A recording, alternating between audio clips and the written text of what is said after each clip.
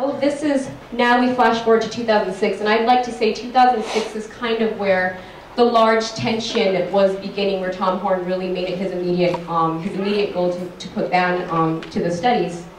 In 2006, you have HR 4437 came out, and that was basically like an Arizona Senate Bill 1070, but nationwide. And it was put to the extent, too, that it was going to be harder litigation, making it so forth that everybody was going to have to screen people. Teachers were going to have to be required to ask their students for documents. Doctors as well, they were going to have to be asking each of their patients. Business owners, if they wanted to sell cars, rent houses, just every little thing, they have to ask people for their documents.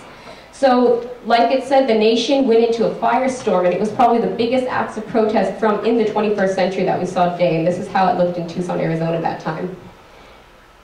And these are just some pictures. It was, again, it was probably, this was April 10th, about a march of about 16,000 people, and it was a very big youth-led movement that day. So there was massive walkouts going on as well. You see a lot of the kids, these were from Pueblo High School. They jumped over the fence so they could participate in these massive, to be there at Armory Park where everybody was meeting. Oops, pressed the wrong button. Yeah, so these are just more of the images right there, and this was just showing our passion. You could already tell that there was heavy tension in the community, but then when HR 4437 came out, that was just finally the breaking point. So we stood up into the streets, and I would like to say that it brought about a beautiful legacy, because I myself was really politicized and got myself into the movement since 2006, and I'd like to say a lot of my friends here as well, this was the kind of same, the story that we have. Unfortunately, this is the end result of that march that day. You actually have the police, they're allowing a fringe group to burn Mexican flags inside the park that day, and it did lead into a riot, and a lot of people, several people were arrested, and they were actually, even when the police did a lot of heavy police brutality on them, they actually had to pay fees for anger management and their court fees and all that stuff. So it was a very just sad incident at the end of the day, but even with that happening, you still couldn't take away the power that the youth provided that day. So 2006, because of all of this national firestorm from HR 4437 coming out, you also bring Dolores Huerta making her comments when she has a speech at Tucson High. I was actually a junior that year. And what you have there is she's having such a beautiful speech. She's talking about immigrant rights, women's rights, gay marriage rights.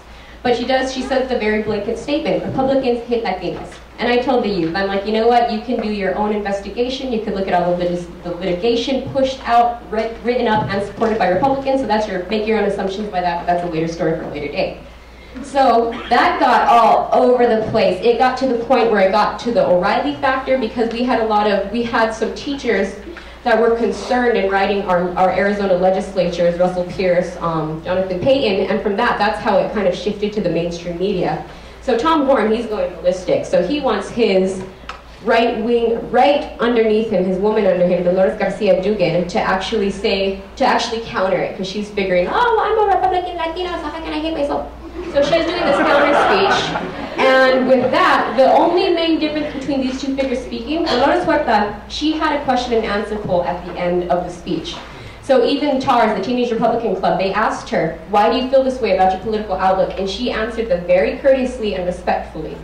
While for us, when Margaret Garcia Dugan was coming down, they came to all the Raza Studies classes beforehand and the Mecha chapter and told us, if you're not to speak to her, you're not to address her. If you want to ask her any questions, please mail them to Tom Horn's office and we can see if we can promptly reply to you in a few weeks. But if you talk to her that day, you will be sent to in-school suspension. So what we do, we protest her in the morning. Yeah. We come together and you can see we have blue duct tape covering over our mouth. It's probably an auditorium that holds maybe about 500 people. About 200 students were in there that did this action at the same time. A lot of us took off our shirts, and you can see, as one of my compas under there, it says, "You can silence my voice, but not my spirit."